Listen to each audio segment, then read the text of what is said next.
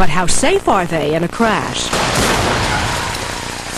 Earlier this year, we took a good look at SUVs in a special test and found they're rough and rugged, but they're not as safe as people generally perceive them to be.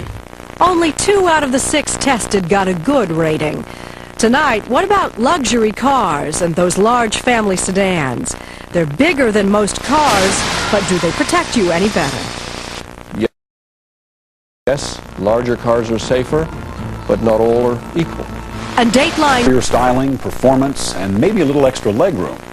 You may also expect an extra measure of safety. But do you get it? Well, the answer is yes and no.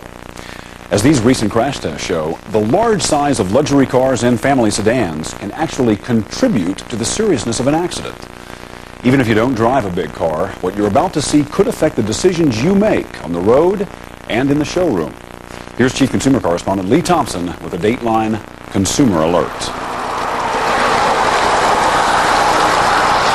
The Cadillac Seville, for years one of America's most popular luxury cars, the essence of Cadillac tradition and style. But 2 years ago, General Motors, the maker of the Seville, got a big wake-up call. During a crash test conducted by the Insurance Institute for Highway Safety, the dummy's head whacked against the Seville's window frame, and had it been a real person, the driver's right leg would have been shattered.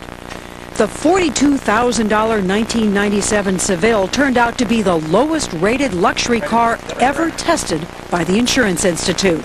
Well, we were certainly disappointed. An expensive car like the Cadillac Seville, we felt should have performed a lot better than it did.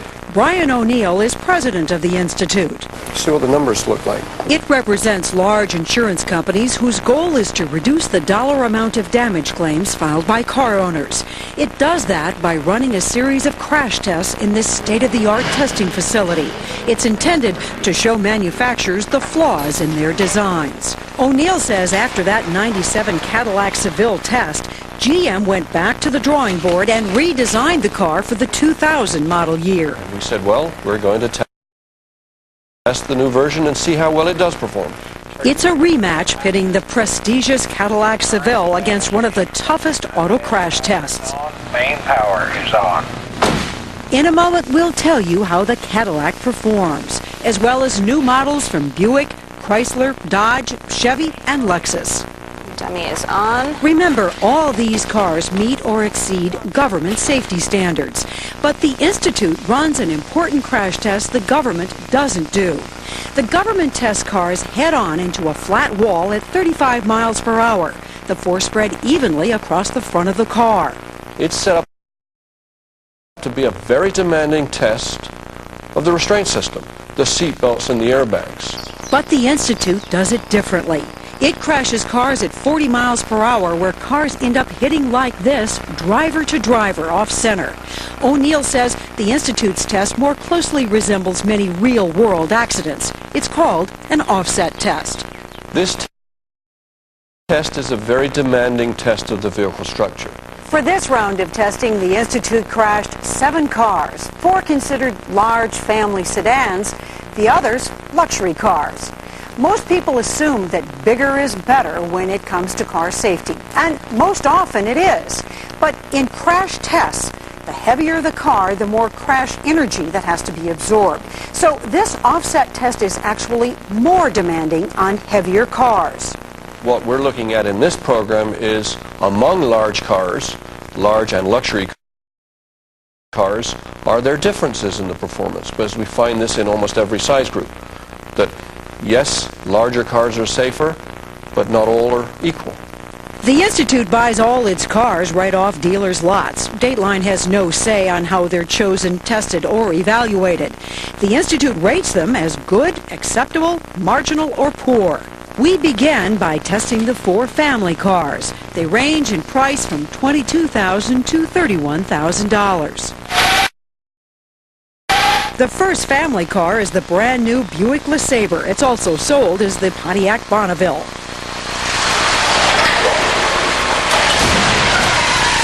Now, don't let that mangled grille mislead you. Remember, it's the dummy inside that matters. That's why engineers are called in to assess the damage. I don't see any entrapment. It's a good sign. And download the injury data from the sensors in the dummy. So far, the head and the right leg look fine.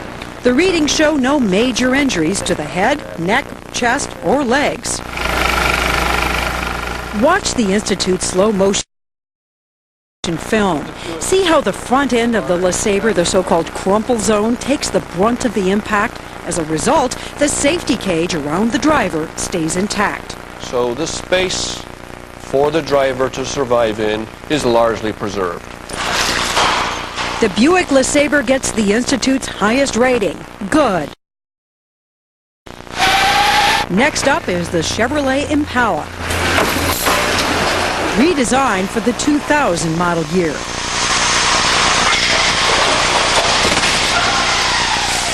The upper part of the compartment looks very good. Dummy readings show some possible leg injuries, but nothing major. Dummy movement has been well controlled. When the safety cage stays together, the dummy can go forward into the airbag, absorb some of the energy, be gently cushioned, and then settle back into the seat. The Chevrolet Impala also gets the Institute's highest rating, good. The third car in the family category is the Dodge Intrepid, also sold as the Chrysler Concorde.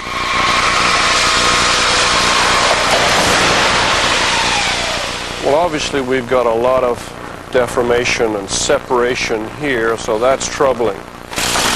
There's trouble below as well. Dummy readings show the possibility of fractures for both legs. And the steering wheel has moved the most of any car tested this round. Watch this shot and look what happens to the steering wheel. The steering wheel gets driven upwards, and you get this violent head movement. Even though no serious head injuries are recorded on this dummy, the Intrepid gets marked down for poor control of the dummy and those potential leg injuries. The Dodge Intrepid gets the Institute's second lowest rating, marginal. The final large family car is the Chrysler LHS. This was the worst performer. Dummy readings show a broken left leg and an injured right one, but something else has O'Neill far more concerned. A serious problem with this vehicle was the airbag. It fired very late. This is the steering wheel, and the driver's head actually contacts the rim of the steering wheel because the airbag fired so late. Dummy readings show a possible concussion, maybe even a skull fracture. Life-threatening injuries. This late firing means that the head is here, it actually contacted the steering wheel rim, and there's the real possibility as this bag inflates of causing not only a head injury but potentially a neck injury as it inflates up around the driver's head-neck region. O'Neill says the problem apparently lies with the sensor system which fires the airbags. That late firing airbag along with head and leg injuries result in the Chrysler LHS receiving the Institute's lowest rating, poor. Brian, people who've bought Chrysler LHSs are going to look at this and go, oh my God. Well, we can tell them that the airbags are probably going to function well in most crashes. They could fire late in some crashes. That makes it even more important to be sitting back, properly buckled up, so that you are initially away from the airbag. But in a letter to Dateline, Daimler Chrysler said the LHS's poor rating is not representative of real-world results. In fact, Daimler Chrysler sent us this videotape of its own offset tests using the same crash speed the Institute uses. But instead of crashing into a barrier, the automaker ran 2 car-to-car tests, replicating the type of real-world collision the Insurance Institute attempts to simulate. In both tests, Daimler Chrysler says the airbags deployed 5 times faster than in the Institute's test, resulting in less severe injuries. Because the front of the Institute's barrier is soft and deformable, company engineers say the sensors are initially misreading that crash as a low-speed collision, thus the late firing. But O'Neill says most airbags in other cars tested by the Institute do fire in time. However, he does agree with Daimler Chrysler's decision to not adjust the sensors just to do well in the Institute's test. If they adjust the sensor to get better performance in this crash, They are concerned that they're going to have airbags deploying in some low-speed crashes where we don't need airbags, and they could potentially do some harm. Next, the Institute tested the 3 large luxury cars. They range in price from $35,000 to almost $50,000. Let's begin with the Buick Park Avenue. List price close to $35,000.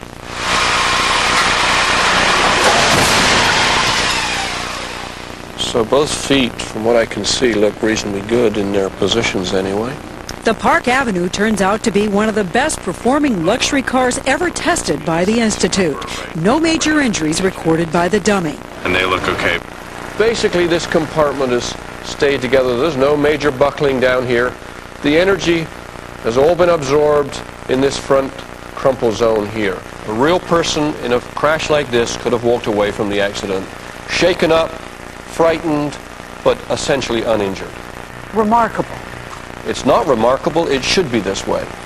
The Buick Park Avenue gets the Institute's highest rating, good. The second luxury car is the Lexus GS 400 with a much steeper price tag nearing $50,000.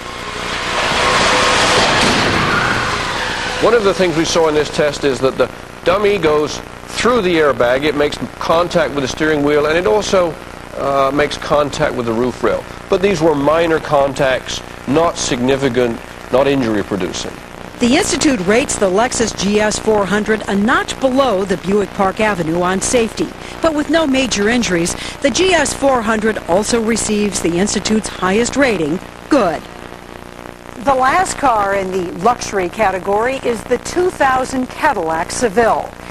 General Motors says it has reinforced the structure around the safety cage to offer more protection in an offset crash. Did it work? Let's see. This 2000 Cadillac Seville cost $48,600. We don't see any major collapse, no buckling. This is all held together very well. No major buckling here. The outer structure looks good. What did you see, Mike? Well, we're just finishing up going through all the data, and so far everything looks really good. No injuries. It's a dramatic turnaround for GM and the Seville in just 2 years. The good, strong safety cage in this new Cadillac means that the dummy is much better protected. We don't see the dummy's head coming down here. The damage is largely confined to the front end, the crumple zone. In fact, if I stand here and you look at this section, except for the deployed airbag and the cracked windshield, you could almost conclude that this vehicle has not been in a crash. The occupant compartment is intact, hardly damaged. The Cadillac Seville goes from a poor all the way to the Institute's highest rating, good. So to recap, in the large family car category, the Buick LeSabre and the Chevrolet Impala received the Institute's top rating, good. The Dodge Intrepid received a marginal rating, and the Chrysler LHS was rated poor. In the luxury car category, the Buick Park Avenue, Cadillac Seville, and Lexus GS 400 were all rated good. Even though the offset test is more demanding on large cars, as a group they do perform much better across the board than small cars. You get the new safety features appearing in luxury cars, and these features trickle down to the less expensive cars over time. Why is that? It's always the case that you start off with new features being more expensive, and therefore they show up in the cars where cost is less of an issue. In a letter to Dateline, General Motors, maker of the Buick LeSabre, Park Avenue, Chevy Impala, and Cadillac Seville, said it does not believe the Institute's ratings provide an accurate estimate of a vehicle's overall safety in real-world driving. GM calls the Institute's crash test a very rare real-world event, however acknowledges it's pleased with the performance of its cars. Toyota, maker of the Lexus GS 400, said there are limitations to the conclusions that can be drawn from any one test. And both companies say they address a wide range of crash conditions in their own testing. O'Neill says the combination of industry testing and the Institute's test means the good performers are beginning to outnumber the poor ones. There's no question that more and more cars have better structural designs. Vehicles are getting safer and safer because of this program. You can find the complete results of the Insurance Institute's crash test, as well as those of the government's crash tests on